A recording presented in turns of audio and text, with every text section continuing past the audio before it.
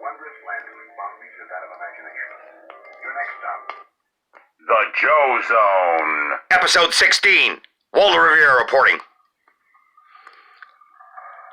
walk into this room at your own risk, because it leads to the future. Not a future that will be, but one that might be. This is not a new world. It is simply an extension of what began in the old one. It has patterned itself after every dictator who has ever planted the ripping imprint of a boot on the pages of history since the beginning of time. It has refinements, technological advances, and a more sophisticated approach to the destruction of human freedom. But like every one of the superstates that preceded it, it has one iron rule.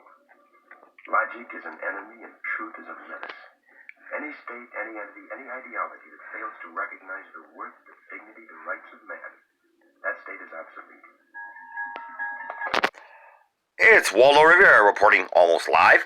I want to thank the Liberal Hive Mind for another great cut this evening. I hope all my friends and or family and or associates would please subscribe to this guy. He's really good, and he calls it the way it is. I mean, it's just the truth, folks, just the truth.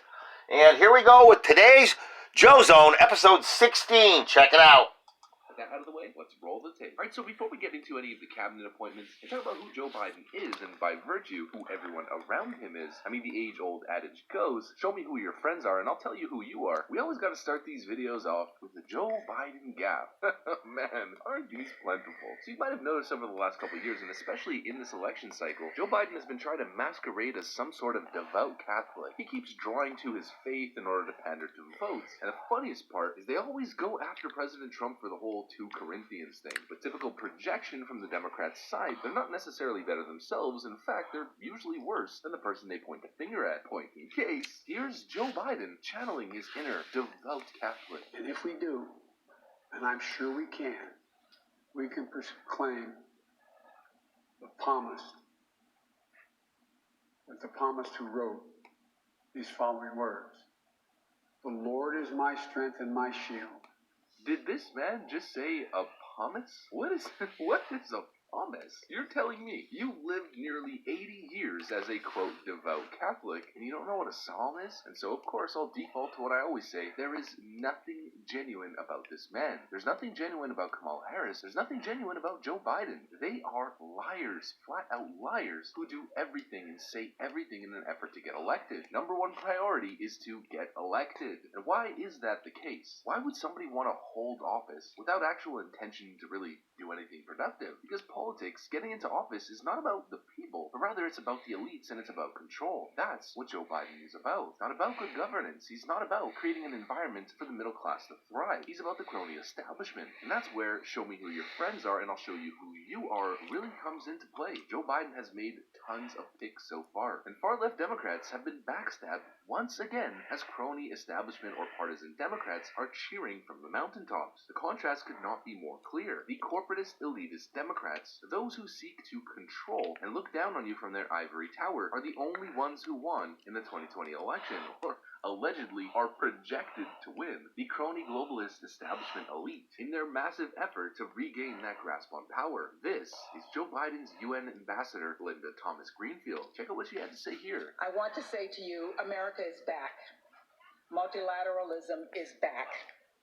Diplomacy is back. America is back, and Joe Biden said this exact thing. And when they say that, they don't mean America first, they mean America last. They mean globalist entities, unelected, bureaucratic power is back. Surprise, surprise. And she also said multilateralism is back. Surprise, surprise. Who remembers this article which we covered not too long ago? China laments American voters will prevent Joe Biden from embracing multilateralism. Interesting how Joe Biden, before even taking office after the election, is already pretty much aligned with Chinese interests and saying it openly through his cabinet picks. But of course, people aren't paying attention. People don't see the connection, and they don't understand the reality of the situation right now. They have been blinded by 4 years of all Orange Man Bad media, and they've made a massive, grave mistake. Speaking of Orange Man Bad media, during that announcement with Joe Biden's pick for the UN ambassador, she said this. And in my 35 years in the Foreign Service across 4 continents, I put a Cajun spin on it.